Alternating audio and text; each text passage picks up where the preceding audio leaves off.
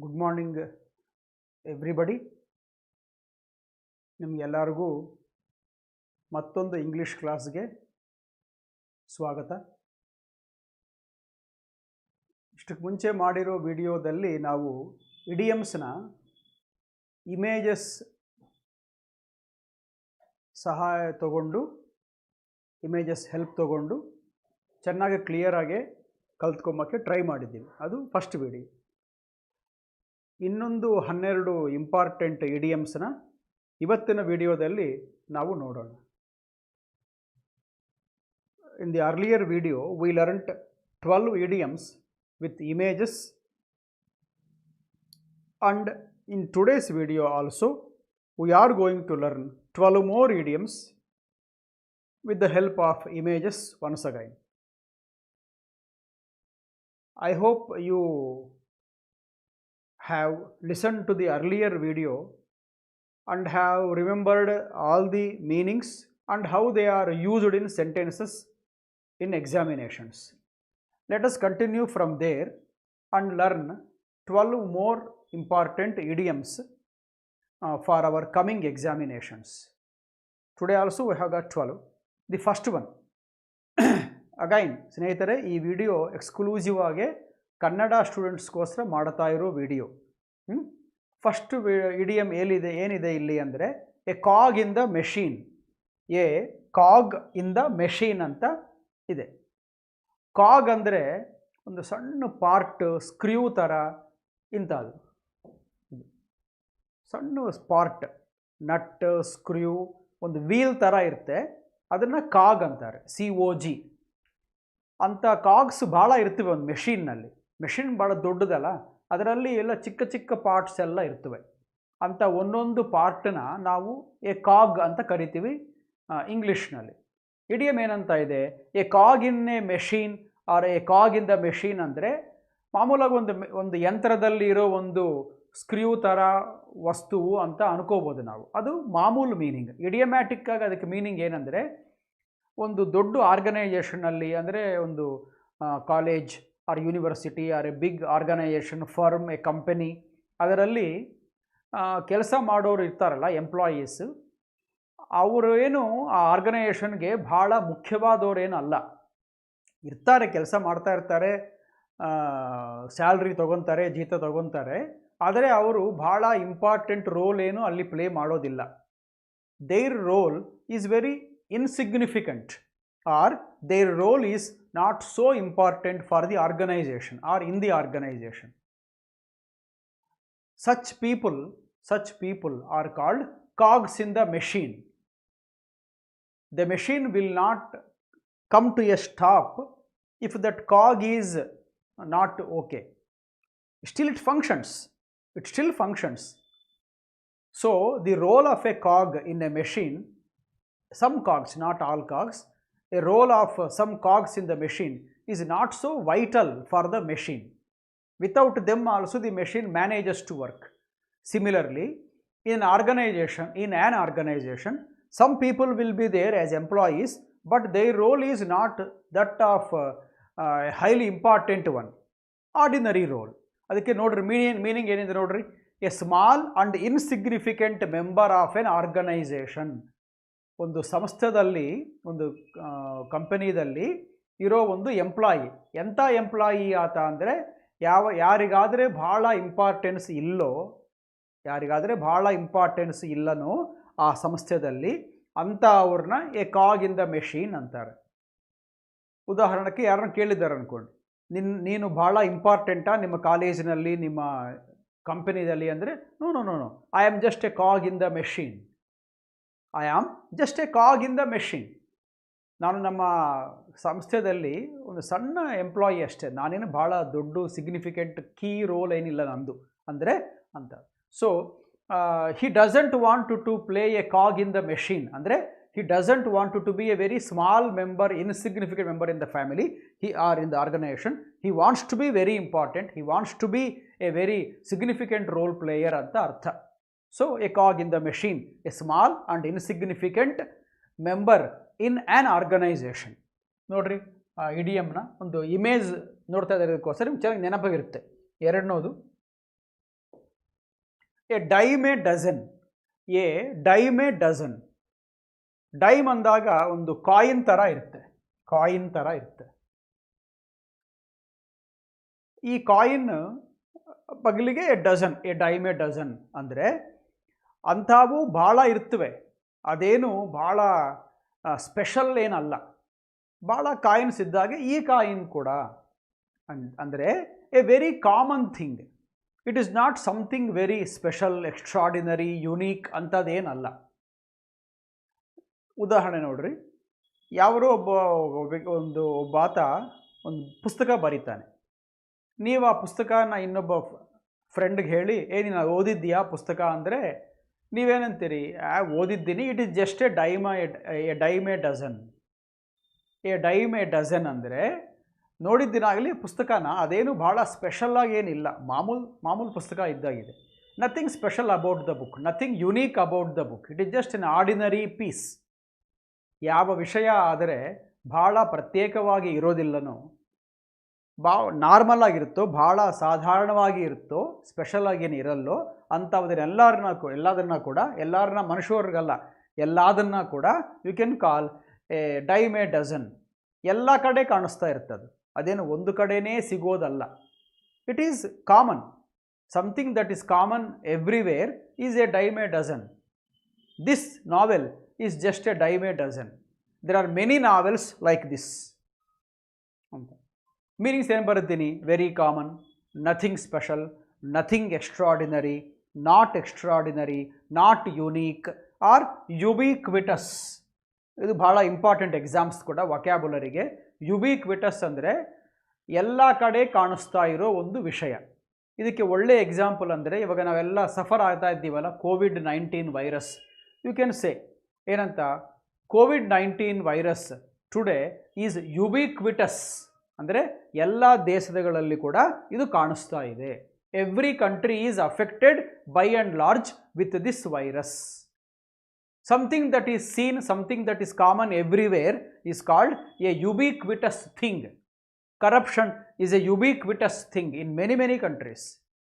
It is a world phenomenon, a universal phenomenon. ಎಲ್ಲ ಕಡೆ ಇದೆ ಕರಪ್ಷನ್ ಎಂಬುದು.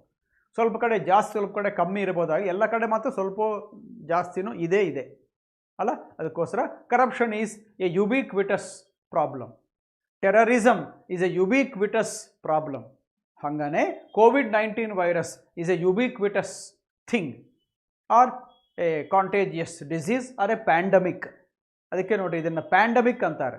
ಪ್ಯಾನ್ ಅಂದರೆ ಎಲ್ಲ ಕಡೆ, ಎಲ್ಲ, ಕಂಪ್ಲೀಟ್, ಟೋಟಲ್, ಆಲ್ ಅಂತ. Pandemic, something that is affecting all parts of the world is called A pandemic. COVID-19 is A pandemic. ಅದಕ್ಕೋಸ್ಕರ ಎ ಡೈಮ್ ಎ ಡಜನ್ ಅಂದರೆ something that is scene very commonly everywhere. Okay, now comes the third one, A dark horse.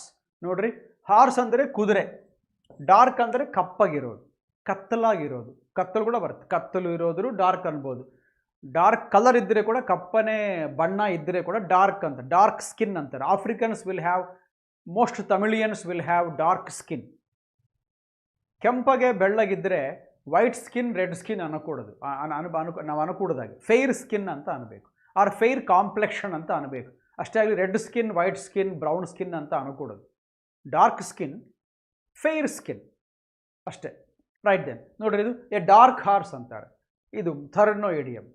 ಈ ಕುದುರೆ ಕಪ್ಪಗಿದೆ, ಕಪ್ಪನೆ ಬಣ್ಣನಾಗಿದೆ ಅಷ್ಟು ಅದೊಂದೇ ಅಲ್ಲ, ಸ್ವಲ್ಪ ಬೆಳಕು ಕಮ್ಮಿ ಇರೋ ಪ್ಲೇಸ್ನಲ್ಲಿ ಆರ್ ಕತ್ತಲಾಗಿಂದ ಫರಕ್ ಬರ್ತಾ ಇದೆ. ಬೆಳಕಿದ್ದರೆ ಚೆನ್ನಾಗಿ ಕಾಣಿಸುತ್ತೆ, ಕುದುರೆ ಹೆಂಗಿದೆ, ಕಪ್ಪಗಿದೆ, ಬೆಳ್ಳಗಿದೆ, ಕೆಂಪಗಿದೆ ಅಂತ ಕಾಣಿಸುತ್ತೆ. ಕತ್ತಲಲ್ಲಿ ಸ್ವಲ್ಪ, ಅದಕ್ಕೋಸ್ಕರ ಸರಿಯಾಗಿ ಕಾಣಿಸ್ತಾ ಇಲ್ಲ. ಮಾಮೂಲಾಗಿ ನೋಡಿದ್ರೆ ಡಾರ್ಕ್ ಹಾರ್ಸ್ ಅಂದರೆ ಕತ್ತಲಾಗಿಂದ ಫರಕ್ ಬರ್ತಾ ಇರೋ ಕುದುರೆ ಅಂತ ಅರ್ಥ ಬರುತ್ತೆ. ಇಲ್ಲದ್ರೆ ಕಪ್ಪನೆ ಬಣ್ಣದಾಗಿರೋ ಕುದುರೆ ಅಂತ ಅದು ಕೂಡ ಅರ್ಥ ಬರುತ್ತೆ. But idiomatically that is not the right answer. Idiomatically the answer, the meaning of this idiom is, if anybody succeeds, though nobody expected of them like that, they are called, or such a person is called a dark horse. ಅಂದರೆ ನಿಮ್ಮ family ರಿಲೇಷನ್ಸ್ನಲ್ಲಿ ಒಬ್ಬನಿರ್ತಾನೆ, ಅವನು ಯಾರ ಜೊತೆಗೂ ಮಾತಾಡಲ್ಲ, ಅಮಾಯಕ ಅಂತ ಅನ್ಕೊತಾ ಇರ್ತಾರೆ. ಅಮಾಯಕ ಒಂದು ರಕವಾಗಿರ್ತಾನೆ ಅವನು, ಯಾರು ಕೂಡ ಕಲಿಯೋದಿಲ್ಲ, ಹೊರಕ್ಕೆ ಬರೋದಿಲ್ಲ, ಸೊಸೈಟಿನಾಗ ಮೂವ್ ಆಗೋದಿಲ್ಲ, ಯಾವಾಗ ಒಬ್ಬನೇ ಇರ್ತಾನೆ. ಮಾತಾಡಿಸಿದ್ರು ಕೂಡ ಒಂದೋ ಎರಡೋ ಮಾತಾಡ್ತಾನೆ ಅಷ್ಟೇ, ಜಾಸ್ತಿ ಮಾತಾಡಲ್ಲ. ಹುಚ್ಚ ಕಾಣಿಸ್ತಾ ಇರ್ತಾನೆ ಅವನು. ನಾವು ಅನ್ಕೊತೀವಿ ಇವನು ಹೇಗೆ ಮ್ಯಾಲಿಗೆ ಬರ್ತಾನೋ, ಇವನು ಏನು ಮಾಡ್ತಾನೋ ಅಂತ ಅನ್ಕೊತಾ ಇರ್ತೀವಿ. ಆದರೆ ಅವನೊಂದು ಎಕ್ಸಾಮ್ ಬರೀತಾನೆ, ಬರೆದರೆ ಅದರಲ್ಲಿ ಅವನು ಸ್ಟೇಟ್ ಸೆಕೆಂಡೋ ಥರ್ಡೋ ಫಸ್ಟೋ ಬರ್ತಾನೆ. ಎಲ್ಲರೂ ಶಾಕ್ ಆಗಿದ್ದೀರಿ, ಏನು ಹೀಗ ಪರ್ಫಾರ್ಮೆನ್ಸ್ ಕೊಟ್ಟಿದ್ದಾನೆ. We never expected of him like that. ಅಂದರೆ ಯಾವಾಗೂ ನಾವು ಎಕ್ಸ್ಪೆಕ್ಟೇ ಮಾಡಿಲ್ಲ ಇವನು ಅಷ್ಟು ಚೆನ್ನಾಗಿ ರ್ಯಾಂಕ್ ತಂದ್ಕೊತಾನೆ ಅಂತ. ಇವನು ಕೆಲಸಕ್ಕೆ ಬರಲ್ಲ ಅನ್ಕೊತಾ ಇದ್ದೀವಿ, ಅಂಥದ್ದು ಇವನು ಸ್ಟೇಟ್ನಲ್ಲಿ ಫಸ್ಟೋ ಸೆಕೆಂಡೋ ಥರ್ಡೋ ಬಂದಾನೆ. ಅಂಥ ವ್ಯಕ್ತಿನ ನಾವು ಎ ಡಾರ್ಕ್ ಹಾರ್ಸ್ ಅಂತ ಕರಿಬೇಕು. N unexpected winner. ಎಕ್ಸ್ಪೆಕ್ಟ್ ಮಾಡಿಲ್ಲ ಯಾರು, ಎಕ್ಸ್ಪೆಕ್ಟ್ ಮಾಡಿರೋರೇ ಗೆದ್ದರೆ ಡಾರ್ಕ್ ಹಾರ್ಸ್ ಅಲ್ಲ. ಎಕ್ಸ್ಪೆಕ್ಟ್ ಮಾಡದಿಂದ ಇರೋರು ಅಷ್ಟು ಪರ್ಫಾರ್ಮೆನ್ಸ್ ಕೊಟ್ಟರೆ, ಇದನ್ನೊಂದು ಕಪ್ ಗೆದ್ದುಕೊಂಡ್ರೆ, ಒಂದು ಉದ್ಯೋಗ ತಂದುಕೊಂಡ್ರೆ, ಚಾಂಪಿಯನ್ಶಿಪ್ ಗೆದ್ದರೆ, ಮೆಡಲ್ ತಂದುಕೊಂಡ್ರೆ ಅಂಥವ್ರನ್ನ ಡಾರ್ಕ್ ಹಾರ್ಸಸ್ ಅಂತಾರೆ. ಕ್ರಿಕೆಟ್ ಟೀಮ್ಸು ಸ್ವಲ್ಪ ಇರ್ತವೆ, ಇವಾಗ ಬರ್ತಾ ಇವಾಗ ಇಂಟರ್ನ್ಯಾಷನಲ್ ಕ್ರಿಕೆಟ್ನಲ್ಲಿ ಇವಾಗೇ ಬರ್ತಾ ಇವಿನ್ನ. ಅಂಥ ಟೀಮ್ ಒಂದು ಇವಾಗೇ ಭಾಳ ವರ್ಷಗಳಿಂದ ಮ್ಯಾಚಸ್ ಆಡ್ತಾ ಇರೋ ಟೀಮ್ಸ್ನ ಸೋಲಿಸಿ ಮುಂದಕ್ಕೆ ಬಂದು ಅಂದ್ಕೊಳ್ರಿ, ಅದನ್ನು ಅಂತಾರೆ ಡಾರ್ಕ್ ಹಾರ್ಸಸ್ ಅಂತ. Afghanistan during last world cup, before that Kenya, nobody expected them to do so well, but those teams defeated even stronger teams like Australia, like West Indies. Yes, they defeated even big teams. ಅಂಥ ಟೀಮ್ಸ್ನ dark horses ಅಂತೀವಿ. ಅಂದರೆ ಯಾರಾದರೆ ಇವರು ಏನು ಅಷ್ಟು ಚೆನ್ನಾಗಿ performance ಕೊಡಲ್ಲ ಅಂತ ಅಂದ್ಕೊಂಡಿದ್ದರೆ ನಾವು, ಅವರೇ ನಮ್ಮ ಎಕ್ಸ್ಪೆಕ್ಟೇಷನ್ಸ್ ಎಲ್ಲ ರಾಂಗ್ ಮಾಡಿಬಿಟ್ಟು ಅವರೇ ಗೆದ್ದರೆ, ಅವರೇ ಮುಂದಕ್ಕೆ ಬಂದುಬಿಟ್ರೆ, ಅವರೇ ಭಾಳ ಸಕ್ಸಸ್ಫುಲ್ ಆದರೆ ಅಂಥ ಅವ್ರನ್ನ ಡಾರ್ಕ್ ಹಾರ್ಸಸ್ ಅಂತಾರೆ. ನೆನಪಿಗಿರುತ್ತೆ ಫ್ರೆಂಡ್ಸ್, ಏನಂದರೆ an unexpected winner or a person who has won though nobody expected of him to win. ಅರ್ಥವಾಯ್ತಾ? A dark. ಹಾಗಾದರೆ ಕತ್ತಲಾಗಿರೋ ಕುದುರೆ ಕಾಣಿಸೋದಿಲ್ಲೋ ಹಾಗೆ ಇವನು ಕೂಡ ಕಾಣಿಸಿಲ್ಲ ನಮಗೆ, ಇವನು ಗೆಲ್ತಾ ಅಂದ್ಕೊಳ್ಳಿಲ್ಲ. ಸಡನ್ನಾಗಿ ರಿಸಲ್ಟ್ಸ್ ಬಂದಿವೆ, ಸಡನ್ನಾಗಿ ಇವನು ಗೊತ್ತಾಗಿದೆ ಇವನು ಭಾಳ ಇಂಟೆಲಿಜೆಂಟ್, ಇವನು ಕಾಣಿಸ್ತಾನೆ ಅಷ್ಟೇ ಆಗಲಿ, ಈಸ್ ಎ ವೆರಿ ಇಂಟೆಲಿಜೆಂಟ್ ಗೈ ಅಂತ ಅವತ್ತು ಅರ್ಥ ಆಗಿತ್ತೆ. ಅವನು ಯಾವ ಹೇಳ್ಕೊಂಡಿಲ್ಲ ನಾನು ಚೆನ್ನಾಗಿ ಓದ್ತೀನಿ, ನಂಗೆ ರ್ಯಾಂಕ್ ತಂದ್ಕೊತೀನಿ, ನಾನು ಅದು ಇದು ಹೇಳ್ಕೊಂಡಿಲ್ಲ. ಅವನು ಸುಮ್ಮನೆ ಇದ್ದ. ನಾವು ಹುಚ್ಚ ಅನ್ಕೊತಾ ಇದ್ದೀವಿ. ನೋ, ನಮ್ಮನ್ನು ಹುಚ್ಚೋರು ಮಾಡಿದ್ದಾನೆ ಅವನು. ಅಂತ ಅವ್ರನ್ನ ಡಾರ್ಕ್ ಹಾರ್ಸಸ್ ಅಂತಾರೆ. ನೆನಪಿಗಿರುತ್ತೆ, unexpected winners are called dark horses. Okay, fourth, a go getter. ಚೆನ್ನಾಗಿ ನೋಡ್ರಿ, ನಾವೇನೋ ಸ್ಪೆಲ್ಲಿಂಗ್ ತಪ್ಪಿದೇನೋ ಅನ್ಕೊತೀವಲ್ಲ. ಗೋ ಗೆಟರ್ ಅಂದರೆ ಇವ್ನು ನೋಡ್ರಿ ಹೇಗಿದ್ದಾನೆ, ಇವನು ಮಲ್ಕೊಂಡಿದ್ದಾನ, ಹಿಂದಕ್ಕೆ ಹೋಗ್ತಾ ಇದ್ದಾನ, ಭಯ ಬೀಳ್ತಾ ಇದ್ದಾನ? ಇಲ್ಲಲ್ಲ, ಭಾಳ ಆ್ಯಕ್ಟಿವ್ ಆಗಿ ಕಾಣಿಸ್ತಾ ಇದ್ದಾನಲ್ಲ, ಭಾಳ ಮೋಟಿವೇಟ್ ಆಗಿದ್ದಾನಲ್ಲ, ಏನೋ ಸಾಧಿಸಬೇಕು ಅಂತ ಭಾಳ ಉತ್ಸಾಹವಾಗಿ ಮುಂದಕ್ಕೆ ಹೋಗ್ತಾ ಇದ್ದಾನಲ್ಲ.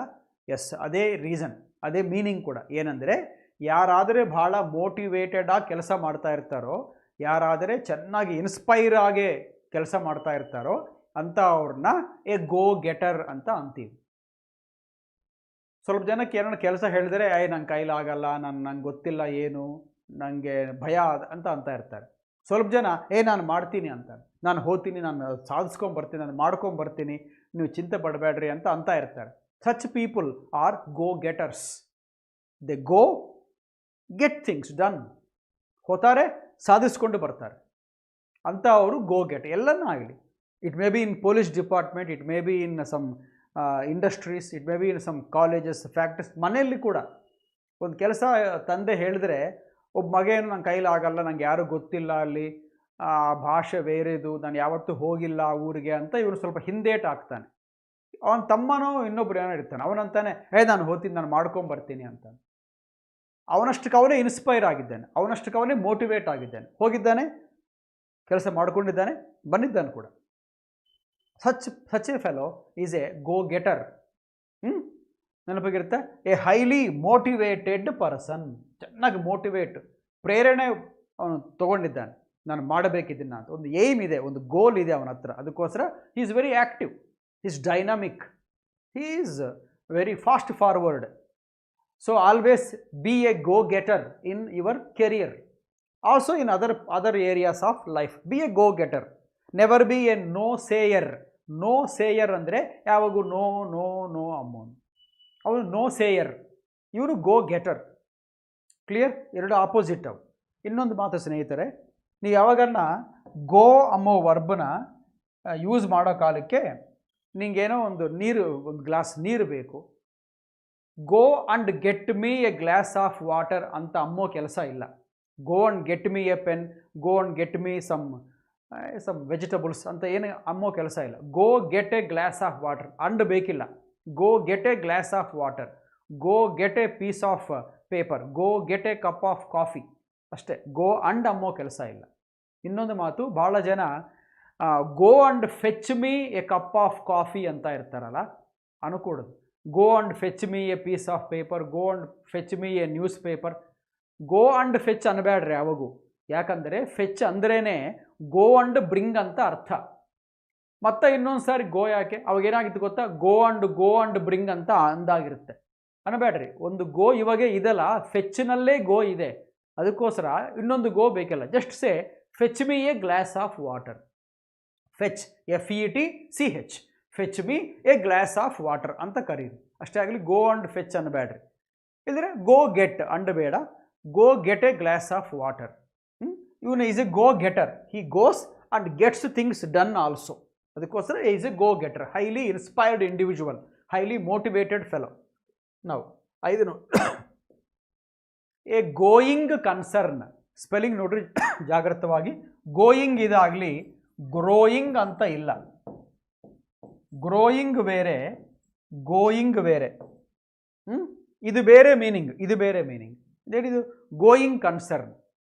ಇಲ್ಲಿ ನೋಡ್ರಿ, ಬೊಂಬೆ ನೋಡ್ರಿ, ಅವನು ಹೆಂಗಿದ್ದಾನೆ, ಏನೋ ಅಚೀವ್ ಮಾಡಿದ್ದೀನಿ ನಾನು ಅಂತ ಕೈ ಮೇಲೆ ಕೆತ್ತಿದ್ದಾನಲ್ಲ. I have achieved something, I have accomplished something.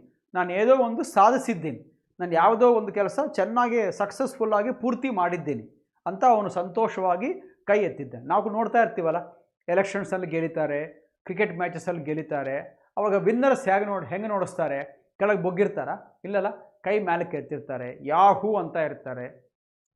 What are these show, what are these things show? These things show that somebody is successful, somebody is happy, somebody has achieved something. ಹಾಗೆ A going concern ಅಂದರೆ ಯಾವ business ಆದರೆ ಸ್ವಲ್ಪ ಕಷ್ಟ ಇದ್ದರೆ ಕೂಡ ಚೆನ್ನಾಗಿ ಮುಂದಕ್ಕೆ ಹೋಗ್ತಾ ಇದೋ, ಪ್ರಾಫಿಟ್ಸ್ ಮಾಡ್ತಾ ಇದೋ ಅಂಥ ಬಿಸ್ನೆಸ್ನ, ಅಂಥ ಫರ್ಮ್ನ, ಅಂಥ ಒಂದು ವ್ಯಾಪಾರನ ನಾವು ಎ ಗೋಯಿಂಗ್ ಕನ್ಸರ್ನ್ ಅಂತ ಅಂತೀವಿ. ಮೀನಿಂಗ್ ಏನು ಕೊಟ್ಟಿದ್ದೀನಿ? A business that is making profits. Easy ಅಂತ ಹೇಳ್ತಾ ಇಲ್ಲ ನಾನು, ಅಂದರೆ ಆ ಕಂಪನಿ ಎಲ್ಲ ಅನುಕೂಲ ಆಗ್ತಾ ಇವೆ, ಎಲ್ಲ ಅನುಕೂಲ, ಎಲ್ಲ ಕಲ್ತು ಬರ್ತಾ ಇದೆ ಅವ್ರಿಗೆ ಅಂತ ಇಲ್ಲ ನಾನು. ಡಿಫಿಕಲ್ಟೀಸ್ ಅವ್ರಿಗೆ ಕೂಡ ಇವೆ, ನಮಗಿದ್ದಾಗ ಅವ್ರಿಗೆ ಕೂಡ ಡಿಫಿಕಲ್ಟೀಸ್ ಇವೆ, ಹರ್ಡಲ್ಸ್ ಇವೆ, ಸ್ವಲ್ಪ ಪ್ರಾಬ್ಲಮ್ಸ್ ಇವೆ. ಆದರೆ ಕೂಡ ಅವರು ಭಯ ಬೀಳದಾಗಿ ಬಿಸ್ನೆಸ್ನ ಚಾಕಚಕ್ಯವಾಗಿ ಮಾಡ್ಕೊತ ಬರ್ತಾ ಇದ್ದಾರೆ. ಅದಕ್ಕೋಸ್ಕರ they are getting profits in spite of difficulties, or though there are difficulties, the company is doing well, hence it is a going concern. Going concern. A company or a business that is making profits in spite of difficulties, in spite of some problems ಅಂತ. ಇವಾಗ ನಾನು ಏನಿದ್ದೀನಿ, growing ಅನ್ನೋದು ಬೇರೆ ಇದೆ ಅಂತ ಹೇಳಿದ್ದೀನಲ್ಲ, ಇದು ಕೂಡ ನೋಡ್ರಿ. ಸ್ಪೆಲ್ಲಿಂಗ್ ಏನು? GROWING, grow ING. ಇದು ನೋಡ್ರಿ, ಗೋ ING. ಇದು ಬೇರೆ, ಇದು ಬೇರೆ. ಇದಕ್ಕೆ ಆಲ್ಮೋಸ್ಟ್ ಇದು ಆಪೋಸಿಟ್ ಅಂತ ಅನ್ಕೋಬೋದು. ಯಾಕೆ ಗೊತ್ತಾ? ಎ ಗ್ರೋಯಿಂಗ್ ಕನ್ಸರ್ನ್ ಅಂದರೆ ಎ ಗ್ರೋಯಿಂಗ್ ಕನ್ಸರ್ನ್ ಅಂತ ಬರೆದೀವಿ ಅಂದ್ಕೊಳ್ರಿ. ಎ ಗ್ರೋಯಿಂಗ್ ಕನ್ಸರ್ನ್ ಅಂತ ಬರೆದ್ರೆ ಇದು ಈ ಮೀನಿಂಗ್ ಅಲ್ಲ, ಇದಕ್ಕೆ ಆಪೋಸಿಟ್ ಬರುತ್ತೆ. ಎ ಗ್ರೋಯಿಂಗ್ ಕನ್ಸರ್ನ್ ಅಂದರೆ ಯಾವುದೋ ಒಂದು ವಿಷಯ ಬಗ್ಗೆ ನಿಮಗೆ ಒಂದು ಸ್ವಲ್ಪ ಚಿಂತೆ ಇದೆ, ಒಂದು ವರ್ರಿ ಇದೆ, ಇದು ಆ ಕೆಲಸ ಆಗಿತ್ತೋ ಇಲ್ಲೋ ಅಂತ ಅನುಮಾನ ಇದೆ ನಿಮಗೆ, ಅದೇ ನಿಮಗೊಂದು ದೊಡ್ಡ ಚಿಂತೆ ಆಗಿದೆ ಅಂತ, ಅದನ್ನು it is a growing concern ಅಂತ ಅಂತಾರೆ. ಹೆಂಗೆ ಅಂದರೆ ಫ್ಯಾಮಿಲಿನಲ್ಲಿ ಇಬ್ಬರು ಮಕ್ಕಳಿದ್ದಾರೆ, ಇಬ್ಬರು ಗಂಡಸು ಮಕ್ಕಳು. ಅವ್ರಿಗೆ ದೇ ಆರ್ ಸಮ್ 27, 28 ಅಂತ 27, 28, 29 ಅಂತ ಏಜ್ ಇದೆ. ಅವರಿಗೆ ಯಾವ ಜಾಬು ಬಂದಿಲ್ಲ, ಇನ್ನು ಗೌರ್ಮೆಂಟ್ ಜಾಬ್ ಬಂದಿಲ್ಲ, ಈವನ್ ಪ್ರೈವೇಟ್ ಕೂಡ ಒಳ್ಳೆ ಜಾಬ್ ಏನು ಸಿಕ್ಕಿಲ್ಲ. ಆವಾಗ ಅವರಿಬ್ಬರು ಫ್ಯೂಚರ್ ಹೆಂಗಿರುತ್ತೆ ಅಂಬೋದು ಅವರ ತಂದೆಗೆ ಚಿಂತೆ ಆಗಿರುತ್ತೆ.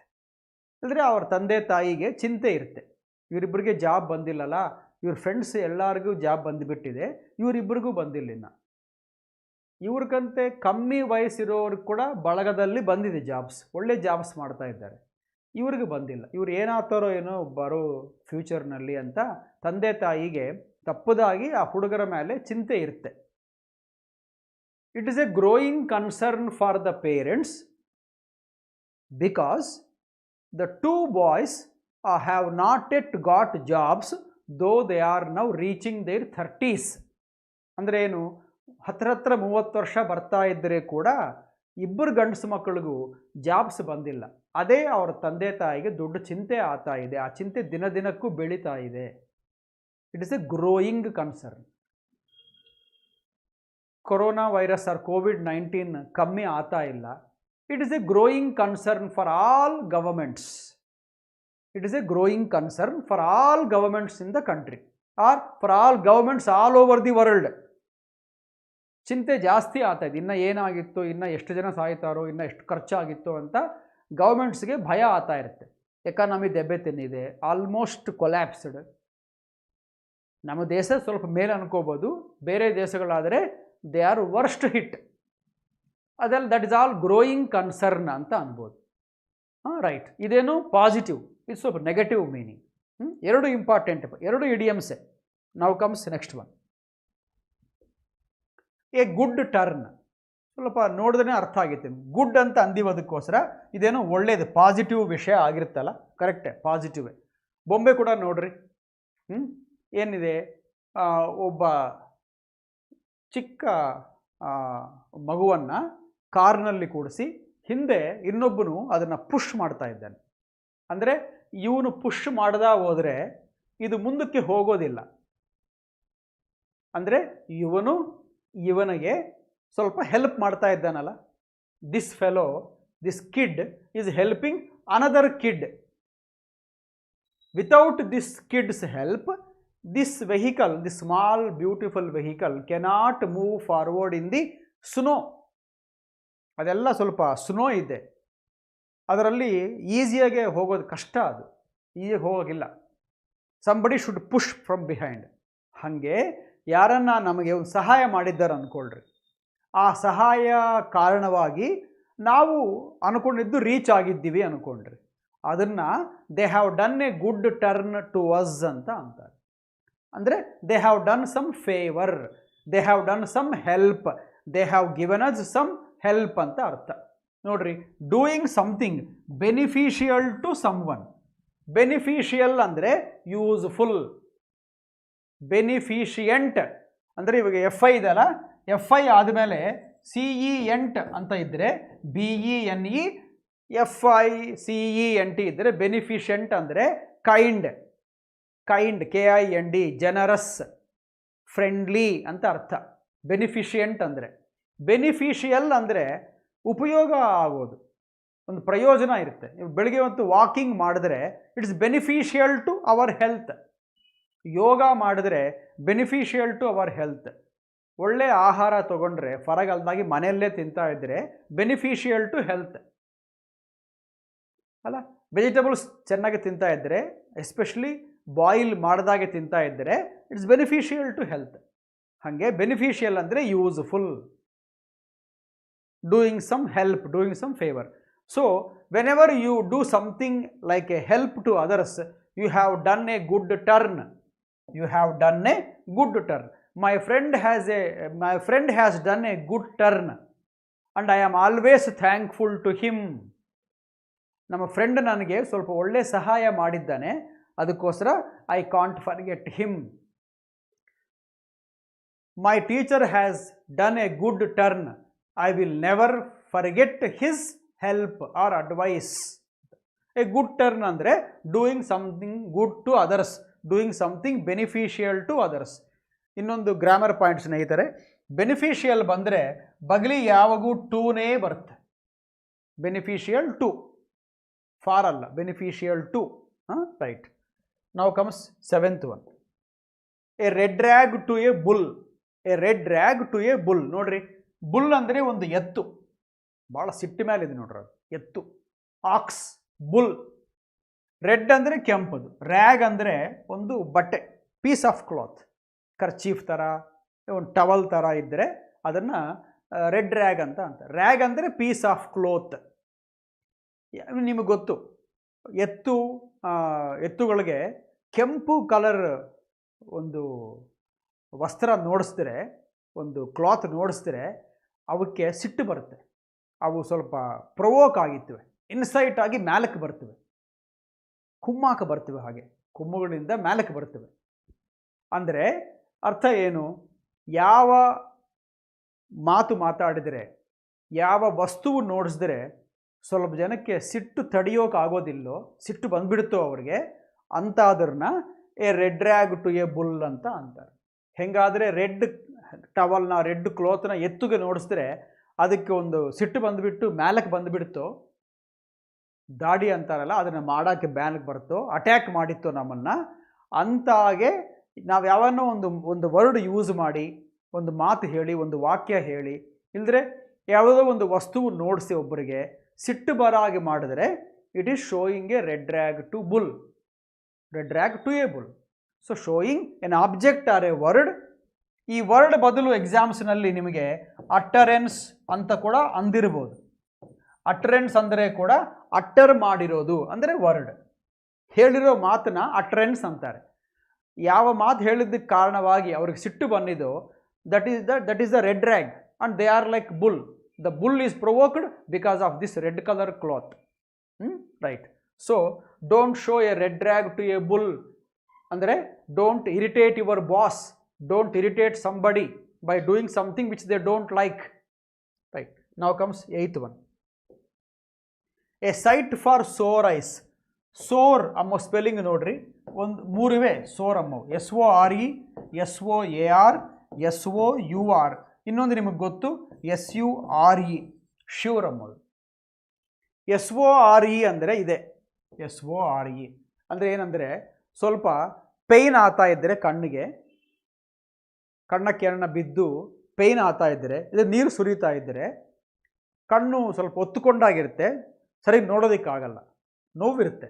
ಕಣ್ಣು ನೋವಿದ್ದರೆ ಅದನ್ನು ಸೋರ್ ಐ ಅಂತ ಅಂತಾರೆ, ಸೋರ್ ಐ. ಗಂಟ್ಲು ಚೆನ್ನಾಗಿಲ್ಲ, ಸೋರ್ ಥ್ರೋಟ್. ಕಾಲಿಗೆ ಗಾಯ ಆಗಿದೆ, ಸೋರ್ ಫುಟ್. ಸೋರ್ ಫಿಂಗರ್ಸ್, ಗಾಯ ಆಗಿದೆ, ಕೆಳಗೆ ಬಿದ್ದಿದ್ದೀವಿ, ಗಾಯ ಆಗಿದೆ, ರಕ್ತ ಬರ್ತಾ ಇದೆ, ಸೋರ್ ಫಿಂಗರ್. ಅದಕ್ಕೋಸ್ಕರ ಸೋರ್ ಅಂದರೆ ನೋವು ಆಗ್ತಾ ಇರೋದು.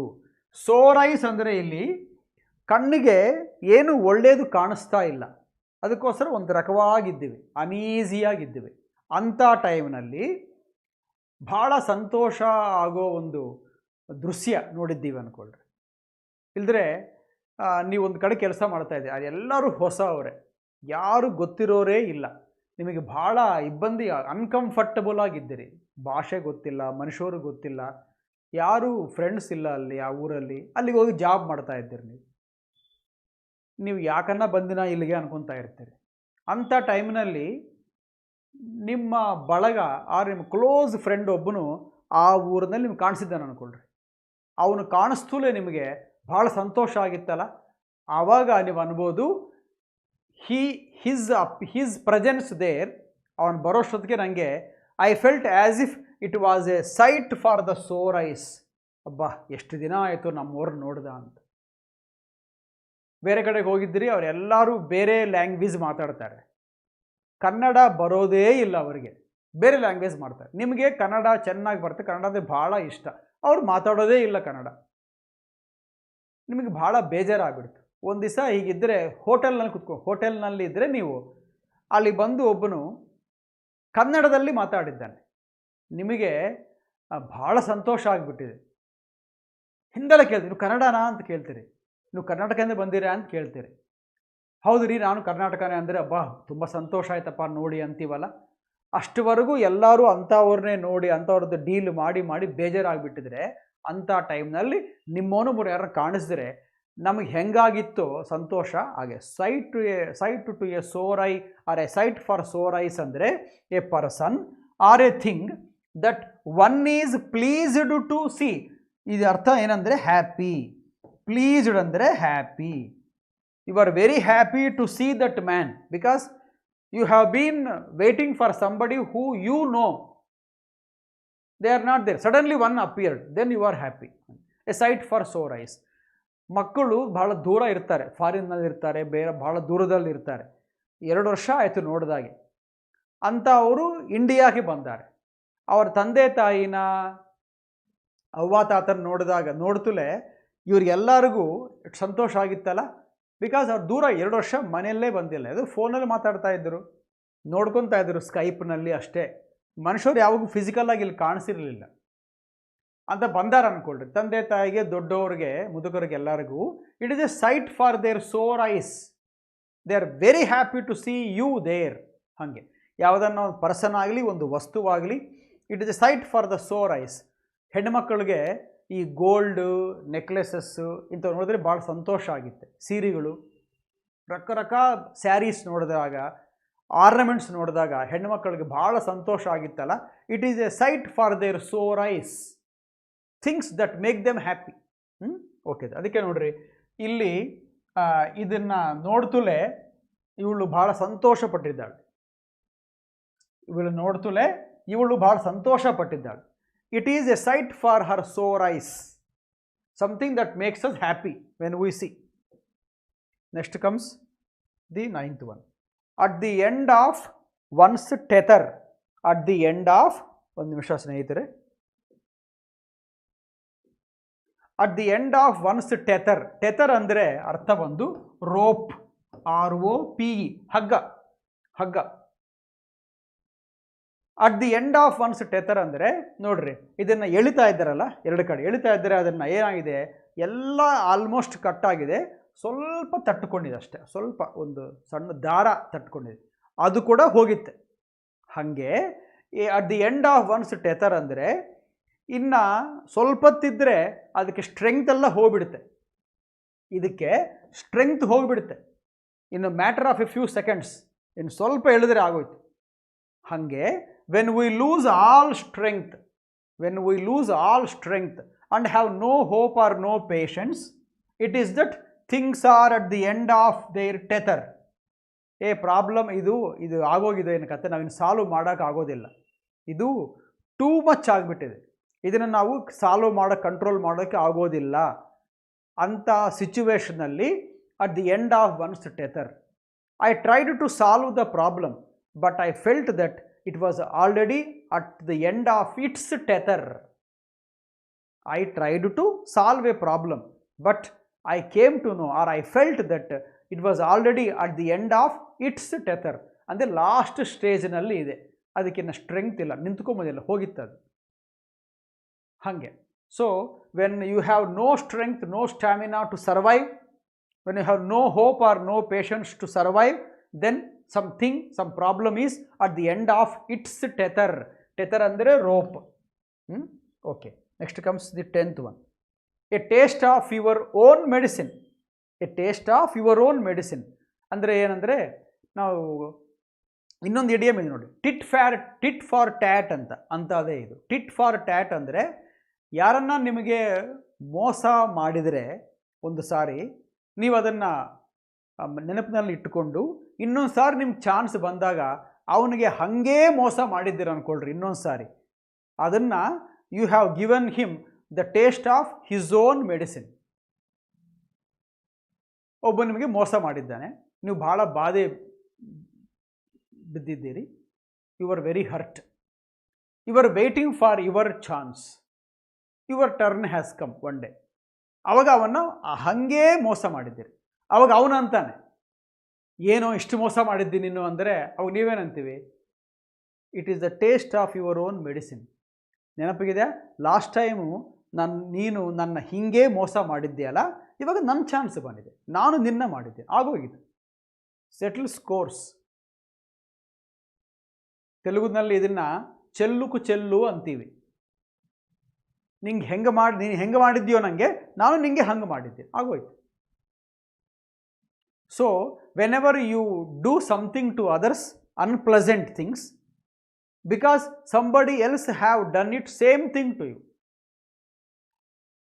A cheated B. B was waiting. When his opportunity came, he cheated A. Now B has given A taste of his own medicine. ಹಂಗೆ ತೆಲುಗುలో ಇನ್ನೊಂದು ಕೂಡ ಇದೆ ಇಂಥದ್ದೇ, ನೀವು ನೇರ್ಪಿನ ವಿದ್ಯೆಯೇ ನೀರಜಾಕ್ಷ ಅಂತಾರೆ.